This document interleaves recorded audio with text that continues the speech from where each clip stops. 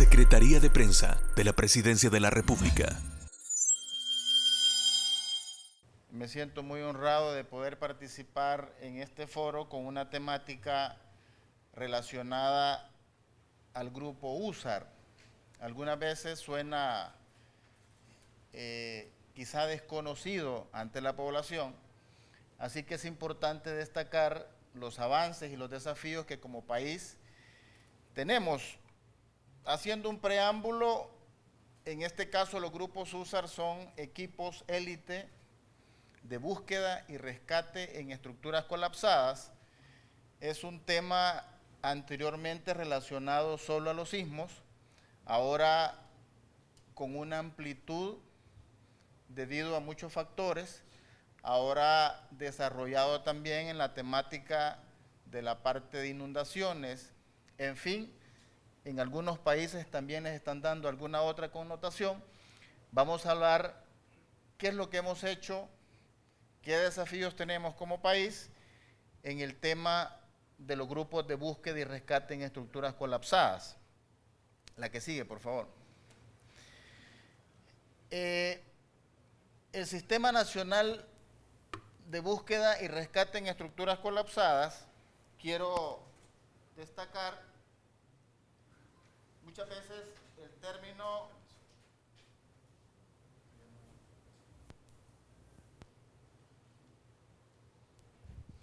el término sistema muchas veces hace ruido y se pudiese creer que relaciona o tiene alguna discrepancia con el Sistema Nacional de Protección Civil. Algunas veces también suele llamarse subsistema. La verdad es que es un ente que está siendo desarrollado y que efectivamente es un subsistema, valga la redundancia, del Sistema Nacional de Protección Civil. Es una instancia encargada de velar por la conformación, acreditación y operativización de equipos USAR nacionales, además de apoyar la respuesta a incidentes que impliquen operaciones especializadas de búsqueda y rescate en contextos urbanos. Ya decía yo, no solo en aspectos de sismos como tales. La que sigue. ¿Qué es el sistema USAR? Bueno, la composición, en este caso, la que sigue, el nivel estratégico, en este caso por el señor titular del Ministerio de Gobernación y Desarrollo Territorial, el director general de Protección Civil y punto focal político, el nivel de dirección y regulación, en este caso los comités de dirección y regulación está conformado por el titular del Cuerpo de Bomberos y punto focal operativo. Quiero decir que este contexto de los grupos USAR está regulado por un ente de Naciones Unidas que se llama INSARAC. Por sus siglas en inglés, es un grupo asesor de las operaciones de búsqueda y rescate. Y este país, ante INSARAC, tiene dos puntos focales, un político que es mi colega Luis Amaya y su servidor como punto focal operativo. Es básicamente un enlace ante INSARAC en caso de tener un evento nosotros en nuestro país.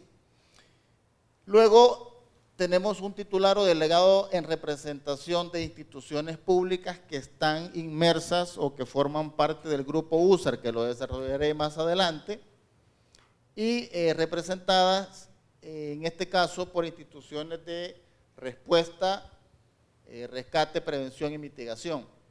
Y luego tenemos el nivel de acreditación y de asesoría, conformado por un comité técnico de acreditación nacional, obviamente por representantes de las distintas instituciones. Y luego tenemos los grupos USAR, que en este caso, pues estamos formando tanto protección civil como bomberos, grupos nivel mediano, que ya explico un poco acerca de ello, y un grupo interinstitucional que lo estamos llevando a la acreditación con un nivel intermedio o mediano. La que sigue. Bueno, esos son los grupos. La que sigue, por favor. Y luego la organización funcional de los distintos grupos. Vamos a hablar de las categorías. el Sistema Nacional de Búsqueda y Rescate Urbano podrá tener 3 categorías de grupos. Bueno, los livianos, los medianos y los pesados. Destacar que INSARAC, que decía yo es el ente que regula los grupos en el mundo, tiene o tenía básicamente solo un medio para que los países optaran a tener los grupos clasificados. Quiero hacer referencia a estos términos porque muchas veces creemos que en nuestro país tenemos un grupo clasificado. Decir que INSARAC en aquel entonces emitía una lista de requisitos que los países debieran tener para los grupos. Y luego los grupos optaban a esa clasificación. Decir que en América, el conocimiento al menos que tengo, está Chile, Colombia y Estados Unidos como clasificados ante INSARAC.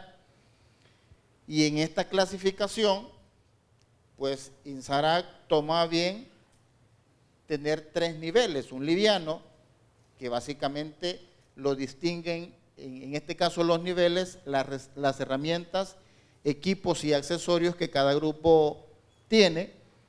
Decir que los livianos muchas veces optan por tener un gato hidráulico con los que le elevamos los vehículos para cambiar una llanta, por ejemplo.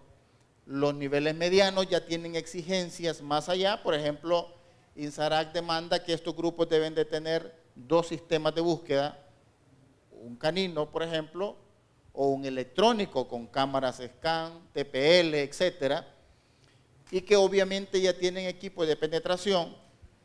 Básicamente son equipos que son llamados para poder responder, como ya lo hizo el país, que pronto voy a decir dónde y en qué fechas. Y los pesados, pues son grupos que ostentan maquinarias para poder hacer un gran problema que surge en los sismos, como lo es la remoción de escombros, o hacer algunos de los rescates tan complicados que ya, por ejemplo, tuvimos en el 2001, algunos de ellos en las colinas que hablaba el doctor, estuvimos presentes y fue necesario hacer uso de algunas maquinarias, pero muchas veces también es contraproducente por las vibraciones. En fin, son los 3 niveles que tiene INSARAC y con los cuales los países optan por acreditar cualquiera de ellos. La que sigue, por favor. En este caso, el grupo USA de El Salvador es un grupo especializado, como decía, para la búsqueda y rescate en contextos urbanos. Quiero decir que hay una diferencia entre decir estructuras colapsadas y espacios confinados. Muchas veces fusionamos o creemos que es lo mismo. Las estructuras colapsadas son todas aquellas estructuras diseñadas para ser habitadas. Y los espacios confinados, que no dejan de ser muchas veces usados por personas, pero son aquellos diseñados no para ser habitados. Sin embargo, muchas veces las personas entran por hacer limpieza, y voy a hablar de silos o de algunas otras estructuras diseñadas no para ser habitados, pero que muchas veces es necesario que las personas entren y hagan algún tipo de acciones en ellas. Entonces, por eso hablamos de estructuras colapsadas. Sin embargo, el panorama o el abanico de capacitaciones que debe tener estos grupos es muy amplio, en donde también tenemos equipos para hacer rescates en espacios confinados, en este caso. El grupo USAR actualmente está conformado por personal de la Dirección General de Protección Civil, el Cuerpo de Bomberos, Cruz Roja, Cruz Verde, Comandos de Salvamento, la Policía y Fosalud. Son las instituciones que actualmente conforman el grupo nivel intermedio, que estamos en un proceso de acreditación ante INSARAC y no clasificación. Ya voy a explicar este mecanismo. La que sigue, esta es una estructura organizacional con la cual el grupo opera.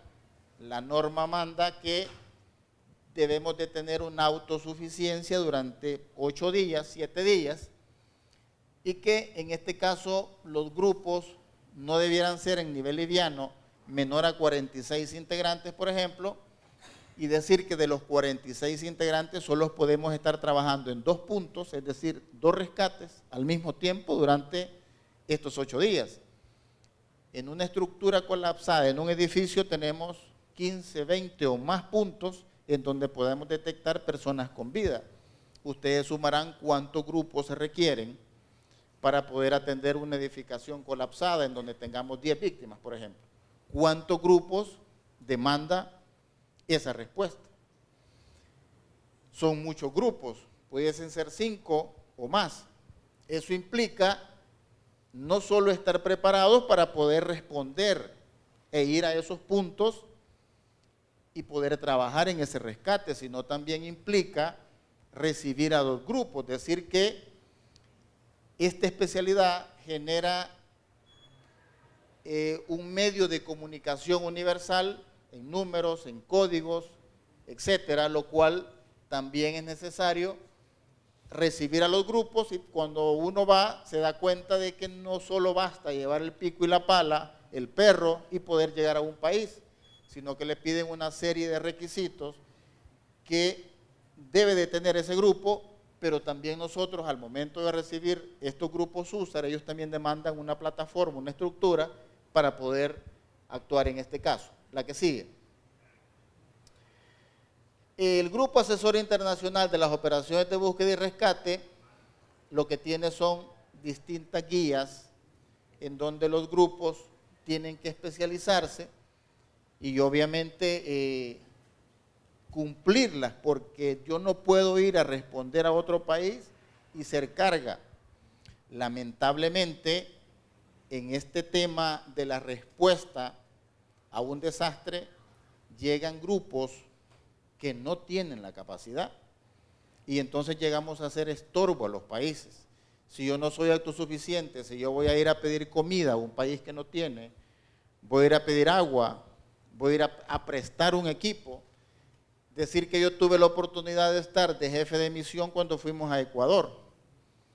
Y en ese país pasó que un grupo, mal llamado Grupo USAR, la verdad, asaltó una agencia bancaria en Ecuador. Son personas que se aprovechan de la situación sin conocimiento, sin herramientas, pero cuando uno los ve, parecen, como decía un compañero, arbolito de Navidad de pines, de todos los países que han visitado y han hecho rescates. Entonces, estas guías regulan qué condiciones, qué características, qué equipamiento deben tener los grupos para poder decir yo estoy listo para poder salir. Así que eso es un poco acerca de los requisitos basados en estas guías INSARAC que se deben de cumplir para poder obtener o la acreditación o la clasificación ante INSARAC en este caso. La que sigue. Esto es un ciclo en cuanto a qué hace el grupo USAR. La preparación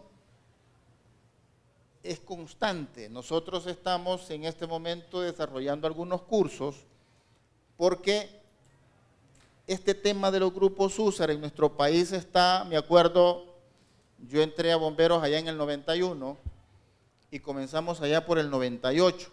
Ya con el doctor Ferrer hablábamos de algunos temas relacionados a la preparación que debiese tener todas las personas que conforman los grupos USAR, hasta tener capacitaciones de arquitectos, de ingenieros, etcétera, basados en los procesos de construcción, la norma de construcción.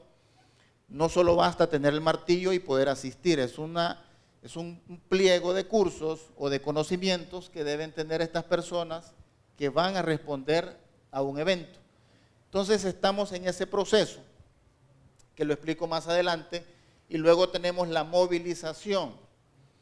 La idea es tener en nuestro país esas capacidades, y ya lo demostramos ante Haití, fuimos a Ecuador, hemos ido a México, y ahora que estuvimos en Turquía. Dicho sea de paso, quiero destacar que en Turquía, El Salvador fue llamado por las personas, en este caso de Turquía, fueron aplaudidos ante los israelitas, que son una élite en el mundo, los japoneses, los alemanes, los italianos, los españoles. Cuando nuestro grupo USAR entra En el tema USAR hay muchas oficinas, una de ellas es la UCC, que es un área de administración de todos los grupos. Cuando nuestro grupo USAR entra a esa oficina a recibir la orden del día, qué edificios se van a barrer, son aplaudidos por todos estos grupos de la élite mundial. Y quiero destacar que nuestro grupo está todavía en un proceso, pero ya tiene esa categoría. Ya en ese momento, cuando El Salvador ejecuta los 2 rescates, nos piden ya que se le preste nuestro ejemplar Rambo, que tiene esa capacidad de búsqueda, esa autonomía para poder encontrar personas, porque no son perros de rescate, mal llamados perros de rescate, son en este caso ejemplares de búsqueda, porque el rescate lo hacen todas las personas que forman parte de los grupos USAR. Entonces, en el tema de las movilizaciones es un componente importante porque demanda llevar, si vamos a salir del país, hasta cuánto pesa un martillo. Todo eso debe de llevarse contabilizado y para eso se necesita una administración, una logística. Y luego las operaciones, ya no digamos, tenemos muchos momentos en la respuesta, desde hacer un triaje estructural, identificar qué edificio puedo o no puedo entrar, clasificarlo y luego ejercer algún tipo de actividades, por ejemplo, identificar si hay materiales peligrosos. No podemos entrar en un edificio colapsado con materiales peligrosos sin que no haya sido avalado por un técnico para poder accesar. Luego tenemos la búsqueda, la localización, la penetración, el acceso, la estabilización, la extracción y luego poder tener ese premio, diría yo, de rescatar a alguien con vida y llevarlo a un centro asistencial. Así que nuestros hermanos salvadoreños tuvieron esa oportunidad en Turquía de hacer efectivo esa actividad. Decíamos, con una persona que logremos rescatar, pues nos damos por satisfechos y se hicieron 2 rescates. Así que importante el tema. Y luego tenemos la desmovilización, es el momento en donde retornamos, ya sea al país o hacemos esa acción de desactivar el grupo, puede ser en cualquier momento. La posmisión, luego se hace una reunión post-incidente, que le llamamos RPI, que no es más que identificar todas aquellas acciones buenas y las que debemos de mejorar para poder estar listos y seguirnos preparando para el próximo evento. Ojalá desde el 2001 no tenemos un evento importante, hemos tenido algunos, pero no han generado, digamos, ese problema estructural que generan los sismos. Sin embargo, estamos en esta preparación, así que es un poco acerca del ciclo que tiene en la respuesta USAR, o sea, no es ponerme un uniforme y que diga USAR El Salvador y yo ya puedo entrar en una estructura. Debemos de tener un conocimiento, una preparación previa para ello. El que sigue. ¿Qué misiones hemos hecho? Bueno, en Haití en el 2010, me contaban los compañeros que estuvieron en Haití, lo complejo, por aquí está Aldo, por cierto, participó en Haití, que era poder hacer este tipo de actividades con un idioma distinto. Hoy en Turquía tuvieron a menos 16 grados, es un clima complicado. Tuvimos en México en el 17, en Ecuador tuvimos en el 16 y hoy en Turquía que estuvimos en el 23, son las 4 participaciones que como grupo USAR hemos tenido, destacando la última en Turquía, porque decir que este tema de los grupos de respuesta viene antes del 2000. Por cierto, tuvimos la participación de rescatar a la única persona que sobrevive de las colinas con estas técnicas.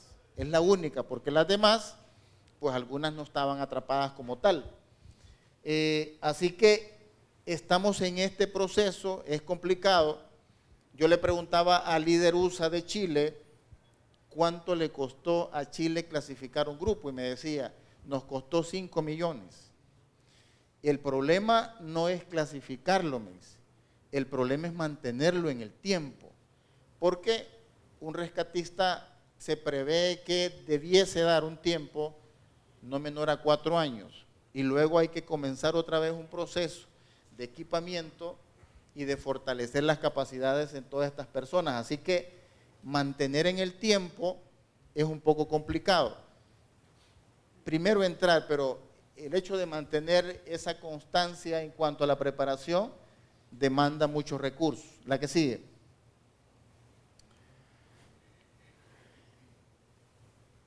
Esa preparación no solo consiste en asistir a los eventos, en estar pendientes o atentos en nuestro país, sino también hacer todos estos ejercicios regionales de movilización para poder dar cumplimiento a todas estas etapas. Por ejemplo, activar un grupo implica en nuestro país, en donde no lo hacemos por teléfono, no lo hacemos por radio, porque cuando hay un sismo, esos sistemas se caen. Basta comunicarle al líder institucional, mire, hay un sismo a las 2 de la mañana, y cada institución sabe que debe mover a los recursos a un punto X, en donde se hace el proceso de activación. Entonces, eso está escrito en procedimientos, en protocolos, para poder tener a nuestro grupo USAR activo. Así que hemos hecho este tipo de actividades o simulacros en Guatemala en el 2022, en Nicaragua también, en Panamá, que es el último que hemos tenido, en donde nuestro grupo USAR ha estado participando y, como digo, con una connotación después de Turquía a nivel mundial. Ya El Salvador está en esa lista, ya tener el aplauso de los israelitas, de los japoneses, de todos estos países, demanda el nivel que tiene nuestro grupo USAR en todo el contexto, porque como digo, no es un grupo de hombres y mujeres con pala, con un rotomartillo, yendo a un país a responder. Esto demanda una organización, manuales, organizaciones basadas en la preparación, llevar un expediente, por ejemplo, de cada persona, porque también las enfermedades complican, personas que son diabéticas, personas que son hipertensas, personas que le tienen miedo a la oscuridad, que son claustrofóbicas. Todos tenemos esos problemas muchas veces, los temores a la sangre, a las culebras. El punto es cómo tener esa capacidad de poder velar porque ese problema que tengo no afecta. No quiere decir que estas personas no tienen esas vulnerabilidades, claro que sí, pero el punto es cómo solventar o cómo superar estos temas. Así que hemos participado en estos ejercicios, la que sigue, y en los nacionales, pues hemos tenido algunos simulacros, en el 12, en el 13, en el 17, en donde hemos hecho ejercicios practicando lo que está escrito en los procedimientos, en los protocolos, lo que se ha dictado en cada uno de los cursos. La que sigue. En los ejercicios de simulación internacional, como son llamados por sus siglas en inglés CIMEX, estuvimos en Chile en el 2015, en la preparación y respuesta.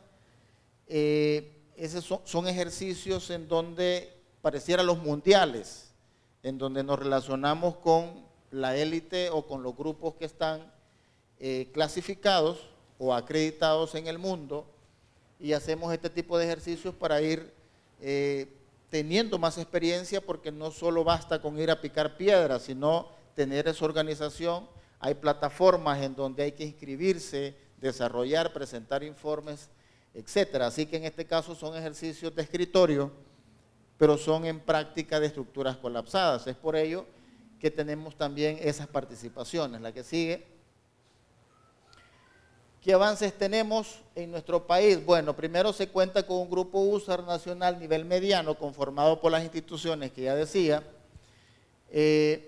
También tenemos inscrito o legalmente en la Comisión Nacional, en donde el 9 de agosto del 2010 se toma un punto de acta para tener esa viabilidad legal de que necesitamos un grupo USAR en nuestro país y un acuerdo ministerial del comité que se encarga de todo el proceso de acreditación, que en aquel entonces le llamábamos CADBRU, para tener toda la identificación de estos procesos y que era formado por distintas instituciones también. Así que eso es en cuanto a los avances que tenemos.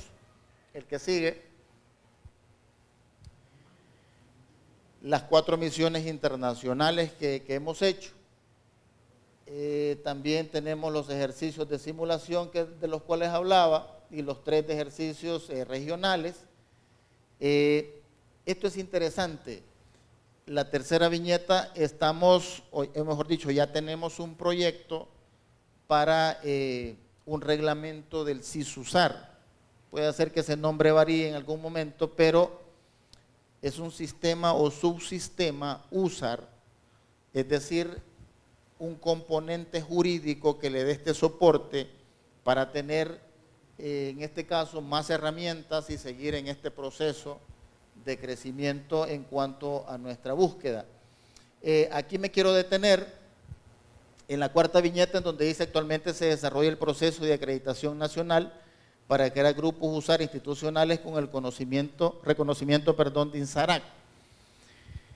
Yo decía que en un principio INSARAC tomó la decisión de brindar acreditaciones a distintos grupos en el mundo.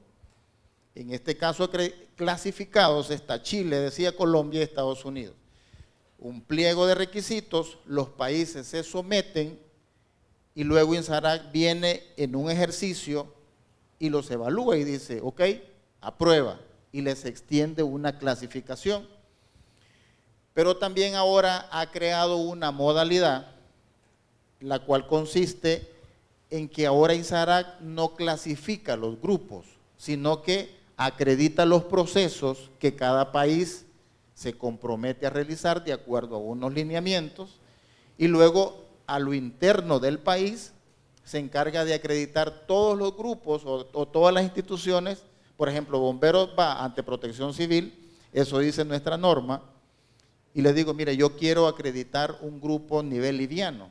Protección Civil ha hecho un proceso, ya tenemos mentores en el país, tenemos equipos de acreditación, equipos de evaluación, y yo me someto a ese lineamiento y yo opto para que Protección Civil, a través del señor ministro de Gobernación, quien tiene la potestad de la firma, ese es el proyecto, le brinde al Cuerpo de Bomberos esa acreditación como grupo liviano, intermedio o como pesado.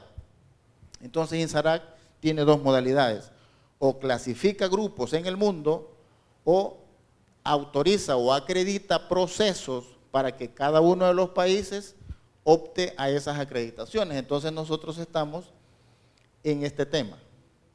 INSARAC lo que le estamos pidiendo es que nos acredite los procesos a lo interno de nuestros países y que cada una de las instituciones pueda optar a acreditar un grupo ante, en este caso, el procedimiento que está de Protección Civil.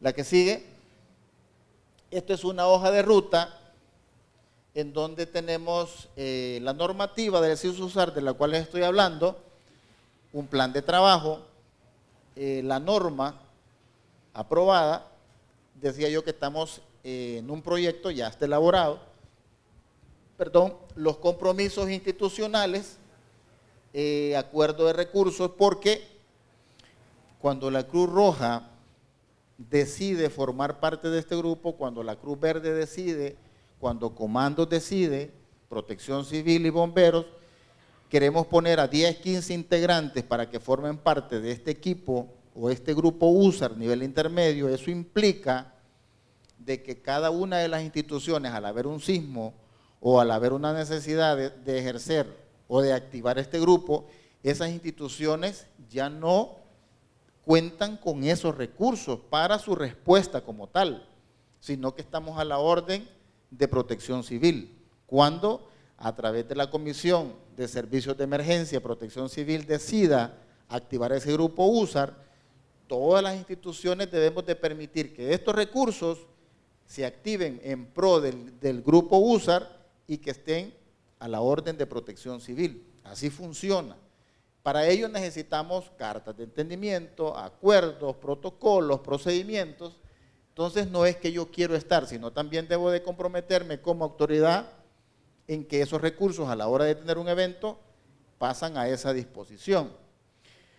Luego la solicitud de reconocimiento de INSARAC. Hay que decirle a INSARAC, mire, yo estoy listo como país para que venga y acredite mi proceso. El ejercicio del montaje, en donde decimos, con este ejercicio vamos a aprobar este grupo para que usted diga, ok, hay que hacer una cancha de entrenamiento en donde los grupos USAR puedan pasar y puedan demostrar sus habilidades cognitivas, motrices, y que INSARAC diga, ok, está bien. Luego, el ejercicio de acreditación. Ahora, esto implica tener la sostenibilidad. Es decir, que Protección Civil tiene un grupo de mentores, un grupo de acreditadores y un grupo de evaluadores. Asimismo, esto demanda ser sostenible. Quiere decir que estas personas pueden hacer que, por A o por B razón, ya no estén en estos equipos o en estos componentes importantes del proceso. Entonces hay que ir continuando con el proceso de capacitación para poder tener personas de la talla y decir, esta persona es un mentor de un proceso. Así que esto es un poco de la ruta y de los desafíos que nosotros como país, como sistema tenemos, y destacar todo el camino que hemos desarrollado y que últimamente pues optamos a equipos importantes. Por ejemplo, tener equipos electrónicos de búsqueda, tener unas cámaras scan que pueda permitir identificar a una persona que está soterrada, incluso poder determinar por el término del sonido si está respirando, cuántas palpitaciones tiene, poder hablar con la persona. Son equipos que hemos adquirido y que eso nos ha generado esa posibilidad de decirle a INSARAC, sí puedo acreditar un grupo a nivel intermedio, porque el liviano no lo requiere, pero el nivel intermedio sí es un requisito para poder decir, estoy listo que nuestro país sea, en este caso, acreditado el proceso. Eso es un poco acerca del grupo USAR en nuestro país, y hablaba con el director y nosotros estamos empeñados en que este proceso sea sostenible como actualmente lo tenemos, y que sin duda alguna ya no solo vamos a tener un grupo a nivel intermedio, ni los dos que estamos en proceso del nivel liviano, sino que más instituciones se sumen y podamos tener en nuestro país.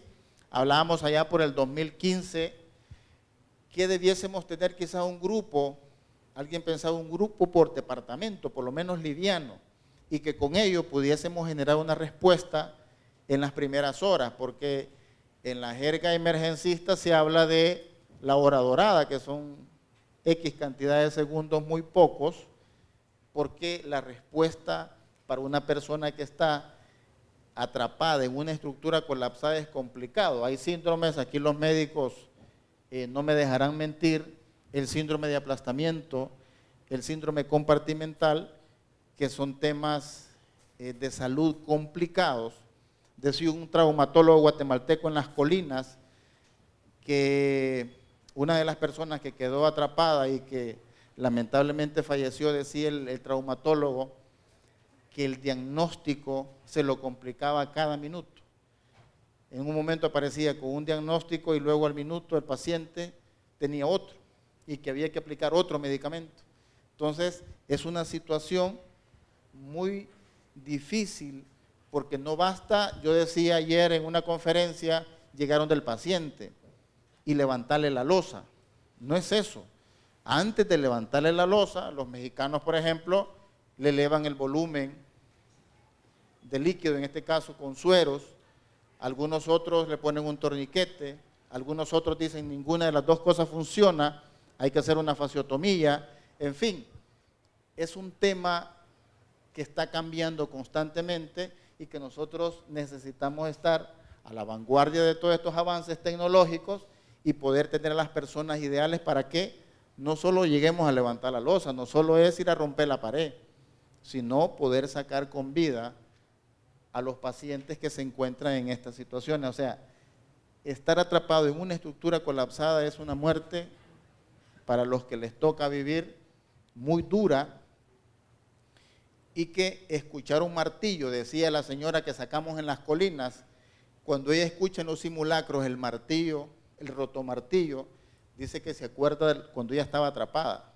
Es una situación muy compleja, muy dolorosa, y que uno ve que la cosa se solventó cuando un grupo húsar está entrando y uno escucha que van por esa persona. Así que es importante mantenerla. Como decía, en Turquía salvamos 2 personas. Eso es importantísimo, eso no tiene, como dice alguien, no tiene precio. O sea, la vida no podemos decir cuánto vale. Así que felicitar de verdad a los miembros del grupo húsar que hicieron esa labor y sin duda la harán en nuestro país.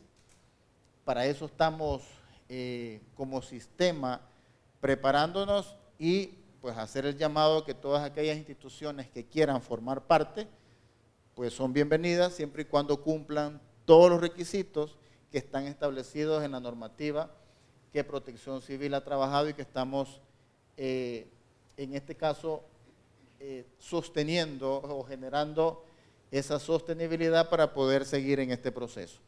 La que sigue, bueno, sería eso. Resumiendo un poco el trabajo húsar desde el 2010 que tuvimos nuestra primera salida, yo decía que antes ya estábamos trabajando en ello, y hablaba el doctor Ferrer que estuvo ahí con nosotros allá por el 94, 95, y que ya teníamos a través de VHA muchos procesos de formación como el CPI, luego el APA, el PRIMAP y luego el BREC, en fin, tantos cursos que hemos estado en estos procesos y que forman parte de la currícula de todas aquellas personas que quieran formar parte de los grupos húsar. Bueno, nuevamente, muchas gracias por su atención.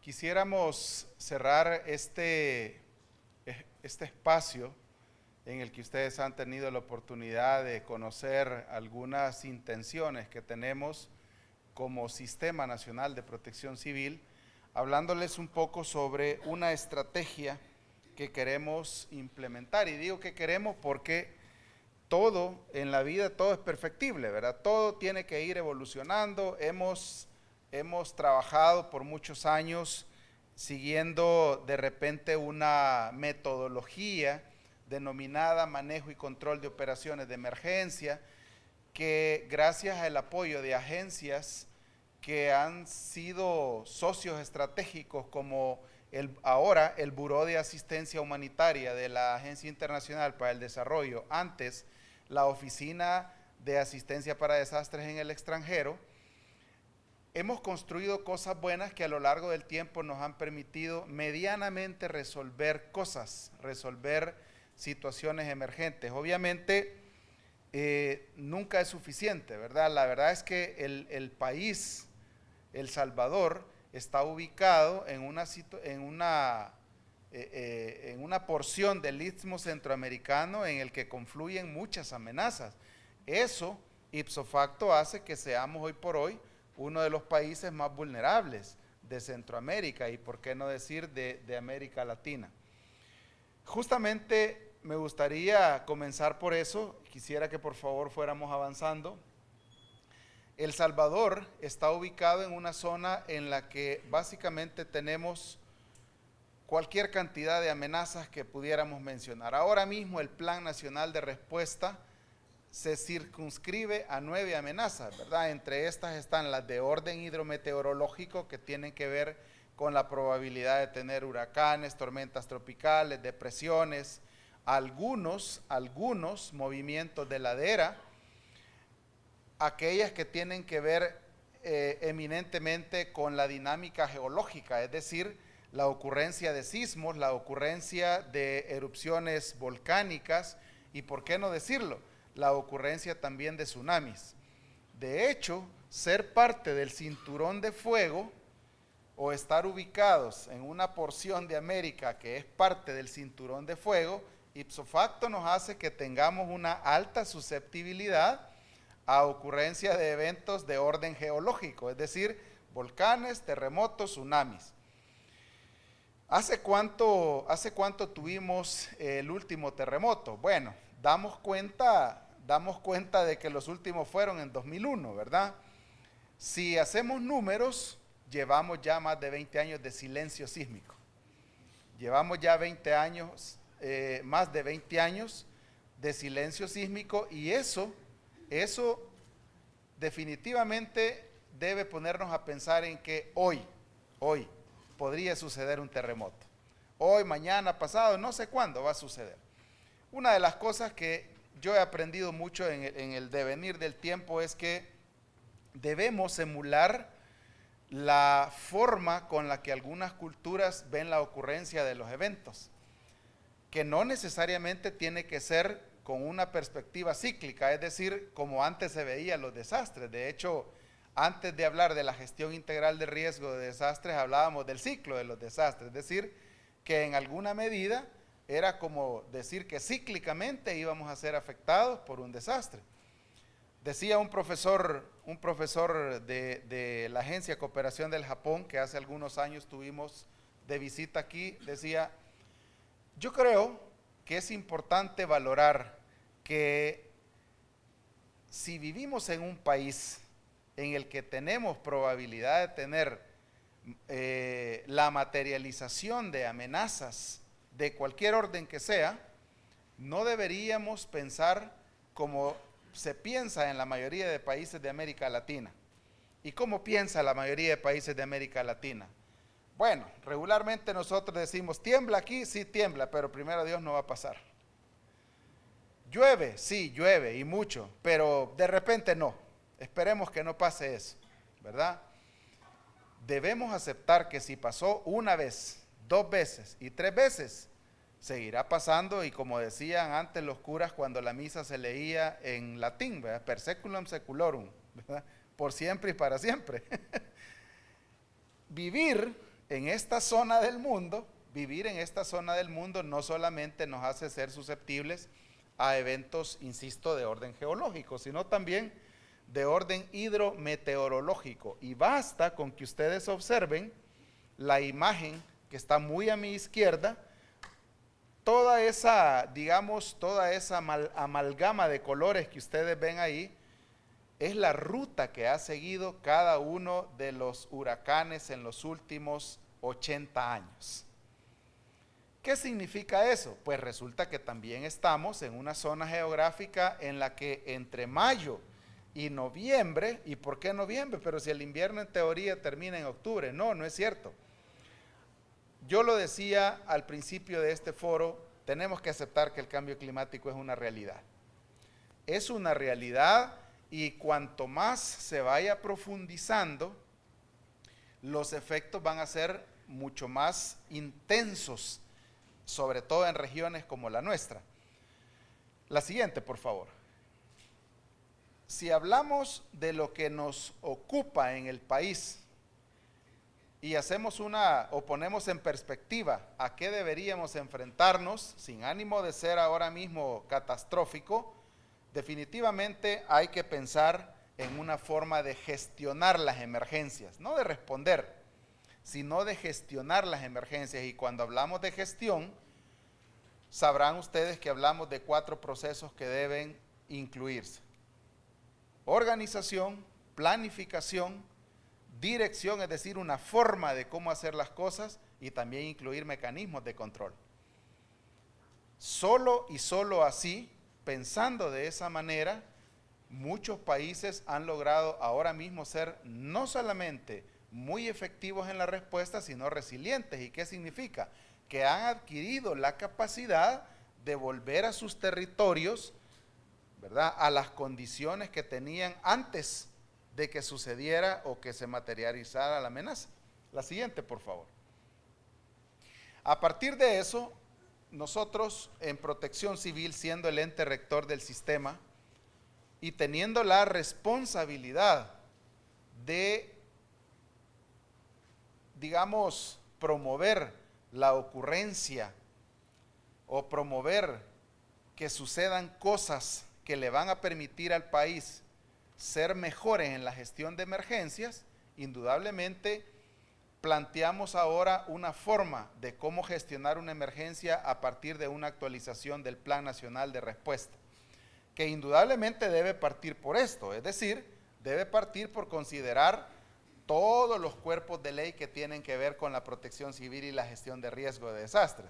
Claro, la principal es la la Ley General de Protección Civil, Prevención y Mitigación de Desastres. Pero estamos claros que hay otros que deben considerarse, hasta el mismo Código Municipal, la Ley de Medio Ambiente y todos aquellos que tienen que ver con lo que nos ocupa a todos los que estamos aquí ahora mismo. Es cierto, hay algunos que en mayor o menor cuantía, o mejor dicho, en mayor cuantía tienen la responsabilidad de hacer que esto funcione, pero hay otros corresponsables que en alguna medida hacen un aporte también.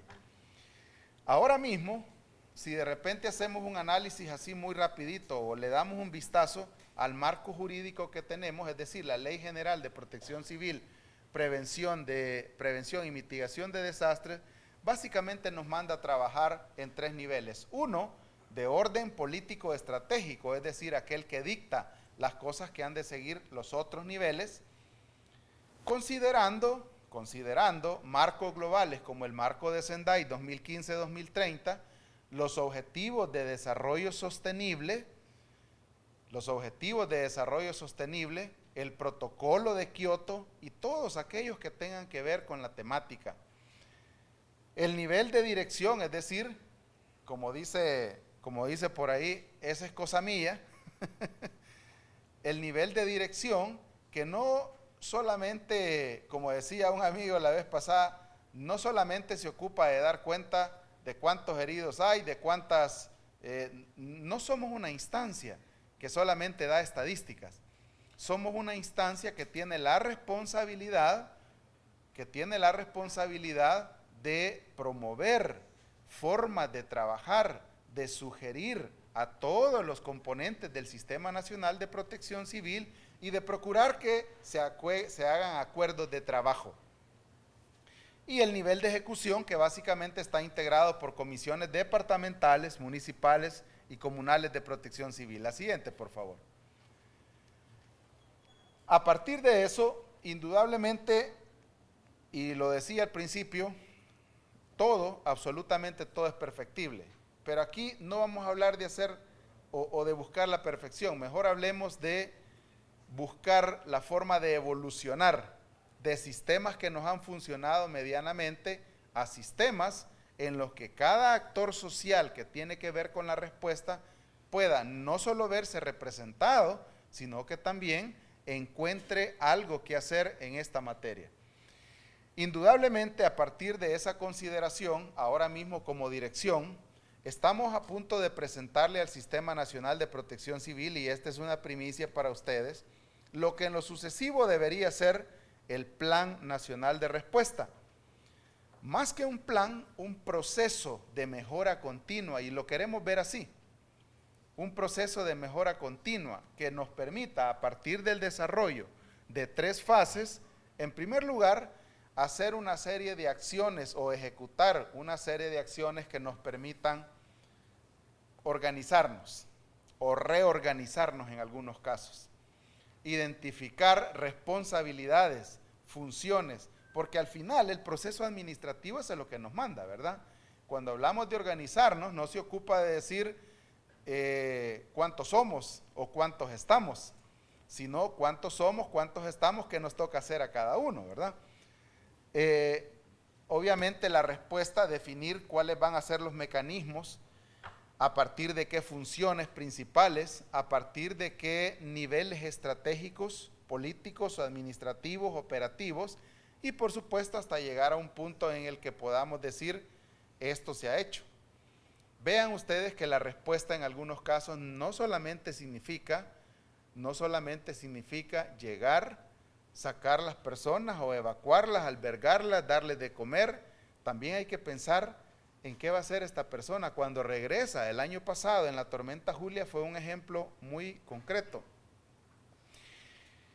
Muchas personas evacuaron tempranamente y eso permitió salvar muchas vidas, pero todavía hay mucho que hacer. De hecho, ahora mismo el licenciado Rodríguez de UNDRR nos hablaba sobre la estrategia global actual de Naciones Unidas, sistemas de alerta temprana para todos, que entre otras cosas, aparte de lo que él mencionaba, considera también que todos entendamos qué significa cada color de la alerta temprana.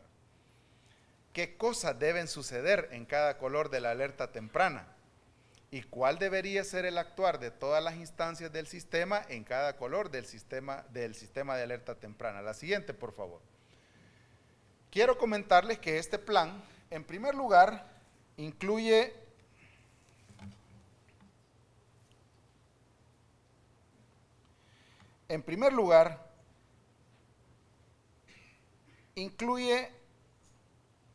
una estrategia basada en acciones pero muy específicas. La primera de ellas, el fortalecimiento de la organización territorial para la respuesta.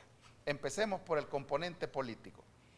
Nos hemos ocupado de escribir lo que esperamos a continuación sea la guía o un manual para gestionar emergencias que le permita identificar a los futuros gobernadores y gobernadoras, a los futuros alcaldes y alcaldesas que en su función de presidentes de comisiones departamentales y municipales de protección civil tienen la responsabilidad no solamente de gestionar emergencias, sino prever la respuesta al nivel que está inmediatamente después o abajo de ellos y coordinar la respuesta con el nivel que está inmediatamente arriba de ellos. El componente de dirección táctica basado en funciones específicas que inician con la gestión efectiva de albergues, el manejo de la información científica. Hay que decirle a la gente qué está pasando, hay que decirle a la población por qué está temblando.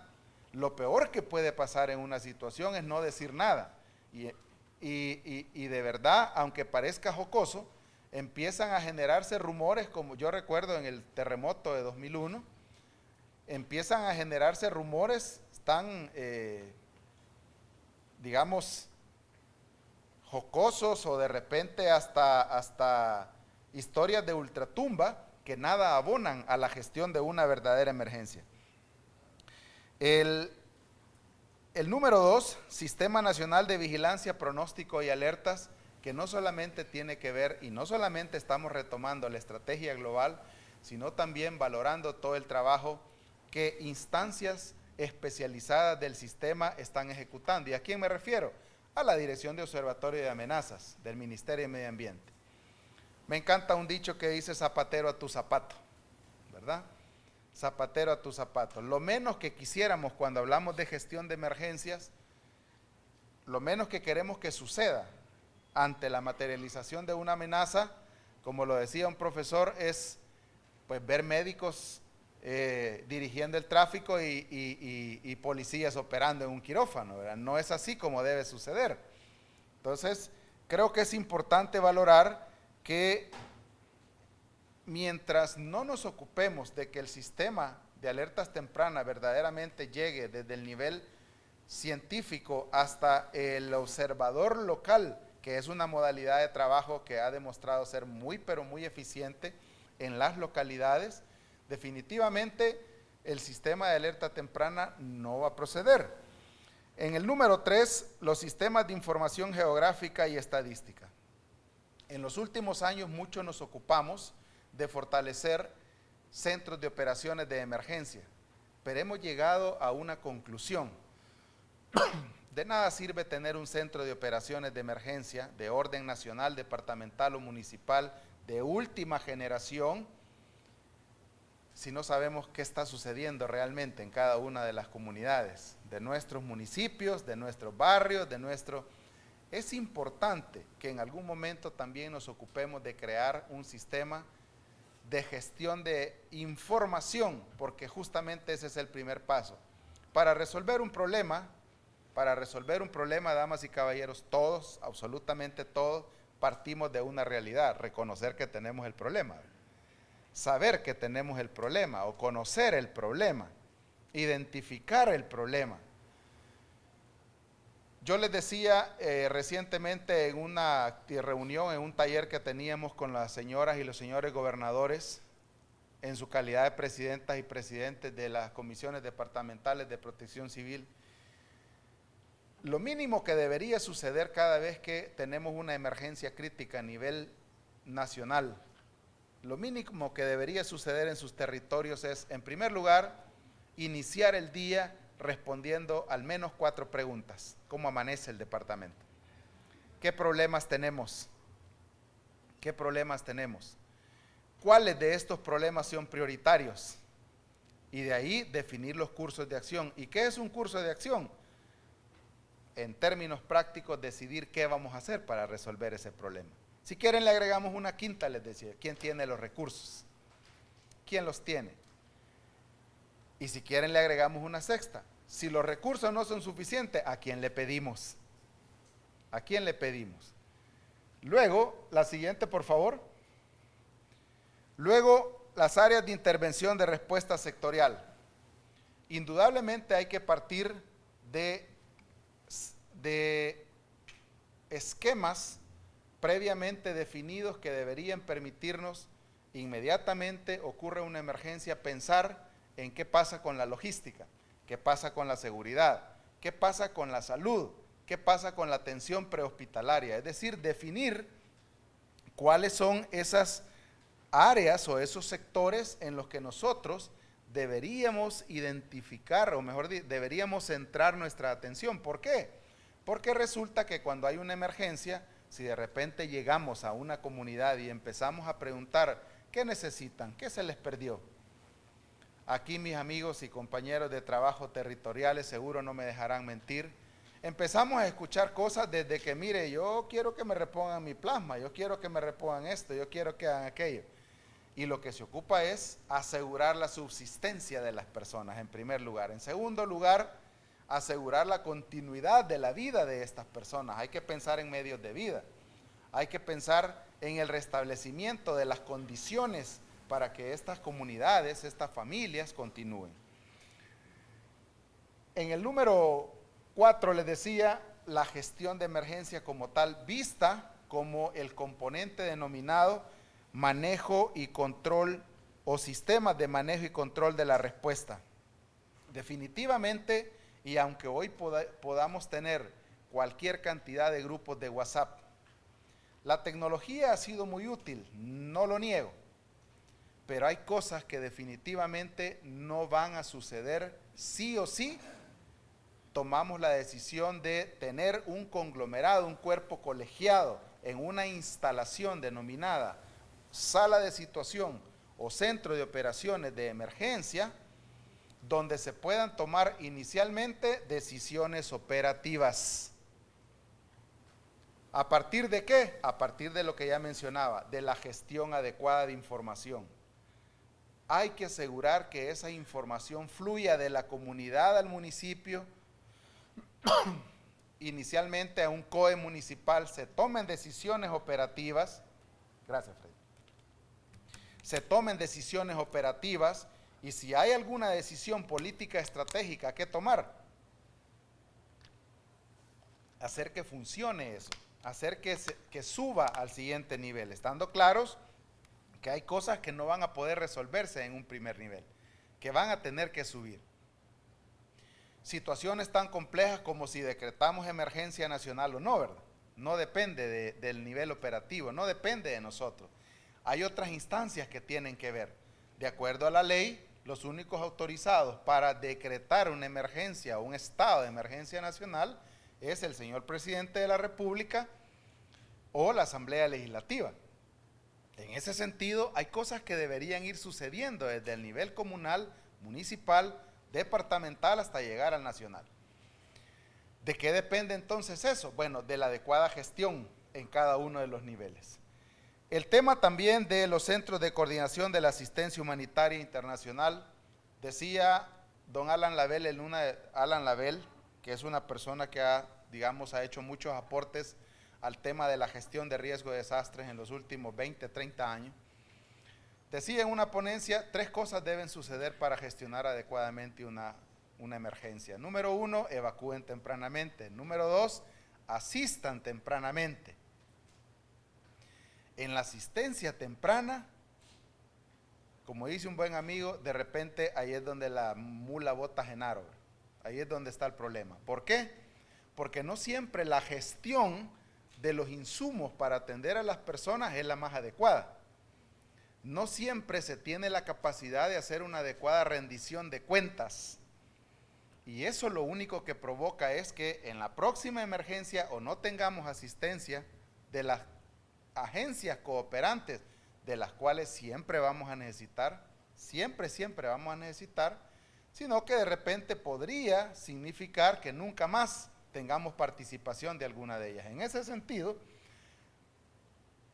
la ruta que queremos seguir para actualizar el Plan Nacional de Respuesta incluye regresar a una metodología de trabajo que se ha estado aplicando en toda Centroamérica, y eso se llama Centro de Coordinación de la Asistencia Humanitaria. Salas de crisis sectoriales, desde donde cada uno de los sectores operativos, o mejor dicho, los sectores que tienen una función operativa, salud, seguridad, logística, atención prehospitalaria, información científica, infraestructura y servicios, tengan la capacidad de tomar sus propias decisiones, pensando en que hay un momento en el que debemos pasar de la generalidad de la respuesta, que podría ser 24, 48, una semana, al ámbito sectorial, donde cada quien debería decir qué es lo que le duele, dónde le aprieta más el zapato. No todos somos ingenieros civiles, en consecuencia, no todos tenemos la capacidad de poder decir si este puente va a haber que reconstruirlo o va a haber que hacerle algunas mejoras. Ya ese es algo muy propio del sector de infraestructura. En el tema logístico, hay personas que ya se han especializado para eso. En el tema de salud, ¿quién más que un médico puede decir si la unidad de salud debe sufrir cambios, etcétera? Entonces, a partir de eso, velar porque cada uno de los sectores también tenga una sala sectorial o una sala de situación sectorial desde donde se tomen sus propias decisiones.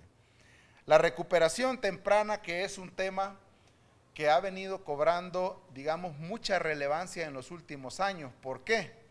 Porque estamos pasando de ser sociedades, y créanme, no es propio de El Salvador, es propio de todo el mundo, hasta de los países más desarrollados. Si no, basta con echar un vistazo a los resultados de la gestión de la emergencia que se le dio al huracán Katrina hace algunos años. Sucedió en un país en el que los recursos no son un problema. No son un problema. Pero resulta que al gestionar una emergencia no basta con tener solo los recursos, también hay que saber cómo utilizarlos y cuándo utilizarlos. En ese sentido, es importante valorar que la recuperación temprana debe ser parte de la gestión de una emergencia. Partiendo, por ejemplo, de procedimentar de forma muy precisa los momentos de la emergencia para llegar a un punto en el que podamos decir hasta aquí llega la parte emergente. Hasta aquí, no vamos a vivir todo el tiempo en emergencias. Hay colonias en este país que desde 1986 o en 1986, inmediatamente después del terremoto, iniciaron siendo un albergue temporal, les cuento, y ahora son colonias en algunas zonas del país. No voy a mencionarlos, pues, por no hacer alusión, pero para que tengamos claro, hay un momento en el que deberíamos decir, hasta aquí llega la emergencia, y a partir de hoy todos, absolutamente todos, deberíamos pensar en restablecer nuestras condiciones. Y a eso nosotros le llamamos, bueno, nosotros y todos los que están haciendo algo por mejorar su capacidad de gestión en toda Centroamérica y en otros países, se llama recuperación temprana. Desarrollar un enfoque estratégico, coordinado, integral, pero más que eso, que sea sostenible, pensando en que hay cosas que no se van a recuperar en el corto plazo. El puente de Melara, que se dañó en la tormenta Ida de 2009, sigue siendo un puente Bailey, sigue siendo un puente provisional. ¿Cuántos años han pasado de la tormenta Ida? Parte de la recuperación, ¿verdad? ¿Cuánto será que todavía sigue siendo eso recuperación temprana? No, ya no. Hay que pensar ya en otras modalidades de gestión. Apoyar iniciativas que permitan una recuperación espontánea por parte de las comunidades afectadas, considerando que en la mayoría de los casos, damas y caballeros, ¿quiénes dan la primera respuesta? ¿Quiénes? ¿A dónde empieza la respuesta? Justamente en las comunidades. Entonces, y ahora sosteníamos una plática con el doctor Rosales y con la licenciada de Calles, y qué interesante escucharlo decir, no pretendamos organizar a las comunidades, en la mayoría de los casos ya están organizadas. Mejor desarrollemos sus capacidades. Formémoslas, capacitémoslas, ¿verdad? Démosles los medios para que sean resilientes, porque al final eso es lo que deberíamos buscar como ente rector, generar la resiliencia en los diferentes ámbitos del Sistema Nacional de Protección Civil. La siguiente, por favor. ¿Por qué y para qué actualizar nuestro Plan Nacional de Respuesta? Bueno, en principio es una de las necesidades del país ahora mismo, es una de las prioridades.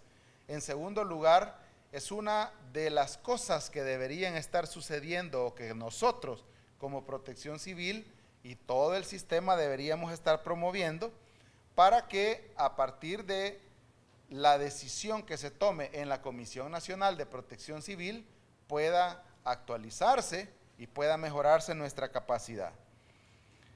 Somos la Dirección General de Protección Civil el ente responsable de promover que se actualicen y se aprueben los planes. Quiero comentarles que el día viernes vamos a lanzar por primera vez en este país el Plan Nacional de Reducción de Riesgo de Desastres. Esa es una de las cosas que van caminando de forma paralela, diría yo. Y esto tiene un solo objetivo, definitivamente hacer de este país un país más seguro. Ese es el trabajo, hemos querido contárselos a ustedes, ustedes son parte de la gestión reactiva de la reducción de riesgo de desastres y creo que justo es que conozcan a qué le estamos apostando, hacia dónde queremos llegar. Ya en algún momento convocaremos a cada uno de los titulares de las instancias que ustedes ahora mismo están representando a fin de que esto vaya caminando y en el corto plazo tener un Plan Nacional de Respuesta actualizado, pero más que actualizado, que considere lo que ahora mismo se necesita, ¿verdad? Las actualizaciones que deben ir de la mano con las modalidades de trabajo que deberíamos ir buscando a fin de ser autosuficientes, sostenibles en el tiempo y pensando con una visión holística o analizando las cosas con una visión holística. Secretaría de Prensa de la Presidencia de la República.